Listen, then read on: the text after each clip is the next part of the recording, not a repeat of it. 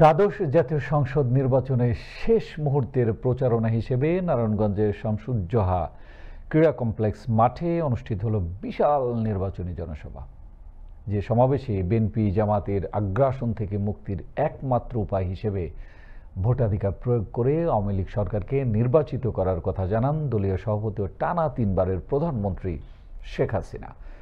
নারায়ণগঞ্জ থেকে সৈয়দ সিফাত লিঙ্কনের প্রতিবেদনে বিস্তারিত। এই নির্বাচন ঘিরে অনেক চক্রান্ত ষড়যন্ত্র হয়েছিল। নির্বাচন যাতে না হয় সেই চক্রান্ত এখনো, যেহেতু নিজেরা নির্বাচন করে জিততে পারবে না, কাজে দেশের মানুষকে বঞ্চিত করা ভোটের অধিকার থেকে। মিলিটারি ডিক্টেটররা যখন একে একে ক্ষমতা এসেছে, জনগণের ভোটের অধিকার কেড়ে নিয়েছে। এখন আবার তারা সেই একই কাজ করতে চায়। আমরা বলেছি নির্বাচন হবে। আজকে 4 তারিখ, 7 তারিখে নির্বাচন। আমি আপনাদের অনুরোধ করব, সবাই শান্তিপূর্ণ থাকবেন। শুধু আপনারা না, আমি সারা বাংলাদেশেই আমি সকলের কাছে অনুরোধ করব যে সকলেই শান্তিপূর্ণভাবে থাকবেন। প্রত্যেকে ভোট কেন্দ্রে যে ভোটের অধিকার, আপনাদের অধিকার, সাংবিধানিক অধিকার, এই অধিকার একের পর এক মিলিটারি ডিক্টেটররা কেড়ে নিয়ে ক্যান্টনমেন্টে বন্দী করেছিল। এই আমরা আওয়ামী লীগই, আমরা সেখান থেকে জনগণকে নিয়ে জনগণের অধিকার জনগণের হাতে ফিরিয়ে দিয়েছি।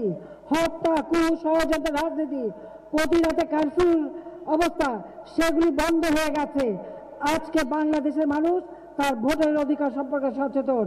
কাজে এই ভোটের অধিকার আপনার মৌলিক অধিকার, গণতান্ত্রিক অধিকার, সাংবিধানিক অধিকার, সেই অধিকার আমরা সংরক্ষিত করেছি।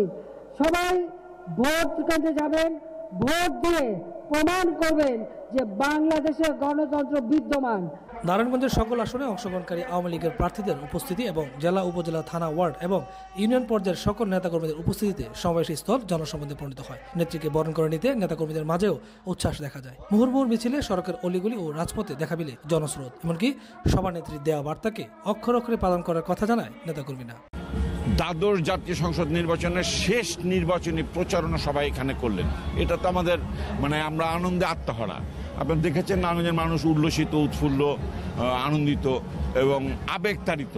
আগামী 7 তারিখে মানুষ আরো ব্যাপকভাবে ভোট কেন্দ্রে উপস্থিত হবে। আমরা আশা করছি নারায়ণগঞ্জে আমাদের 4-5 যে কতগুলি আসন আছে, সব জায়গায় ভোটারের উপস্থিতি অবশ্যই ইনশাল্লাহ ভালো হতে হবে। উন্নয়ন ধারা অব্যাহত রাখার জন্য যাতে শেখ হাসিনাকে পুনরায় প্রধানমন্ত্রী করেন।